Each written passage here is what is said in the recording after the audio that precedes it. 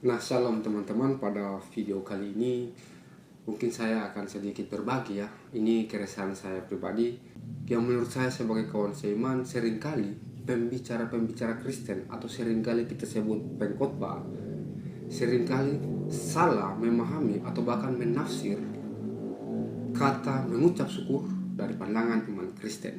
Disclaimer dulu, saya bukan siapa-siapa, saya hanya kawan seiman. Sebagai sesama umat Kristen, sebagai sesama umat percaya, saya rindu untuk berbagi melalui video kali ini. Bagi saya pribadi, seringkali pembicara atau pengkhotbah salah memahami atau salah menyampaikan mengenai ucapan syukur di dalam kekristenan. Saya mau merujuk dalam dua ayat. Yang pertama dalam 1 Tesalonika 5 ayatnya yang ke-18. Mengucap syukurlah dalam segala hal. Sebab itulah yang dikehendaki Allah di dalam Kristus Yesus bagi kamu. Di dalam 1 Tesalonika 5 ayatnya yang ke-18 dikatakan, mengucap syukurlah dalam segala hal. Artinya apa? Mengucap syukur di waktu kita susah, mengucap syukur di waktu kita senang, mengucap syukur waktu kita berkelimpahan. Begitu pula kita harus mengucap syukur di waktu kita berkekurangan. Karena apa? Karena itulah yang dikehendaki Allah bagi kita sebagai orang percaya. Kembali lagi kita melihat Efesus 5 ayatnya yang ke-20.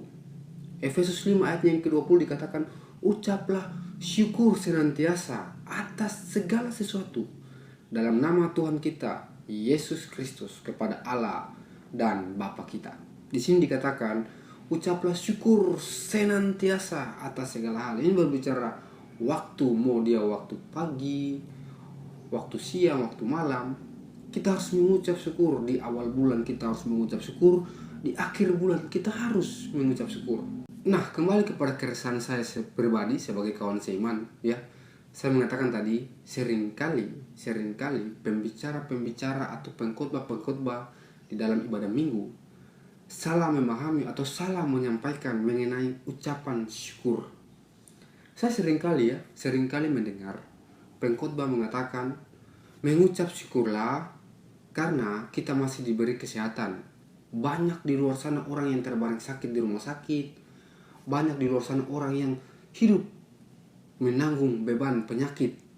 Atau bahkan mengucap syukurlah karena kita sudah memiliki tempat tinggal. Banyak orang di luar sana yang tidak seperti kita, yang belum memiliki tempat tinggal. Atau mengucap syukurlah karena kita sudah mendapat pekerjaan. Banyak orang di luar sana yang belum mendapat pekerjaan. Bagi saya pribadi itu adalah hal yang keliru. Kenapa saya mengatakan keliru ya? Ketika pengkhotbah menyampaikan mengucap syukurlah karena kita masih sehat, banyak di luar sana orang yang dibelenggu dengan sakit penyakit. Kenapa saya sendiri resah akan hal itu?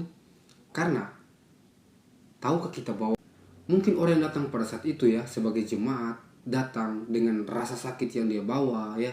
Mungkin kita tidak mengetahui dia dilanda penyakit apa ya.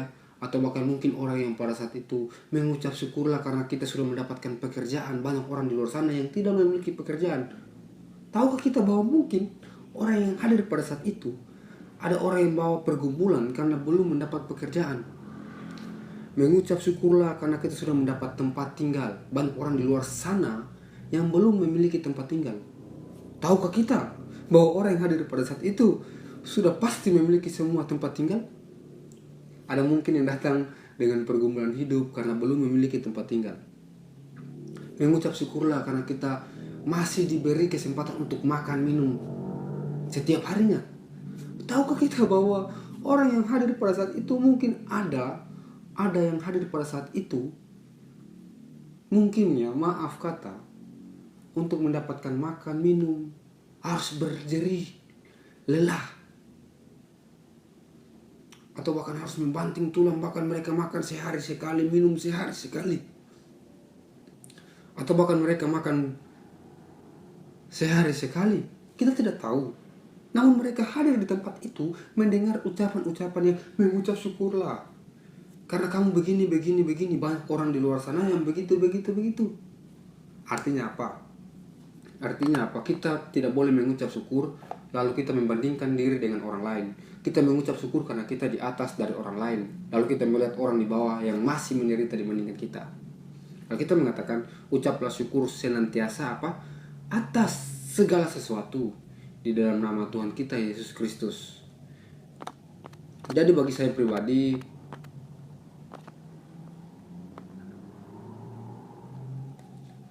begitu pula dalam 1 Tesalonika 5 ayat 18, mengucap syukurlah dalam segala hal. Jadi apapun yang terjadi dalam kehidupan kita, kita harus mengucap syukur. Ya, jadi konsep mengucap syukur di dalam kekristenan adalah apapun yang terjadi dalam kehidupan kita, mau suka, mau duka, mau senang, mau tidak senang, mau kita tertawa, mau kita menangis, kita harus mengucap syukur karena Alkitab sendiri mengatakan mengucap syukurlah dalam segala hal karena itulah yang dikehendaki Allah. Kita tidak mengucap syukur karena kita di atas orang lain. Ini adalah konsep yang keliru bagi saya pribadi. Harapan saya, kita mampu mengucap syukur di dalam keadaan apapun, dalam kondisi apapun, sebagai orang percaya. Karena itulah yang Kristus Yesus inginkan dalam kehidupan kita. Sekian saja video kali ini.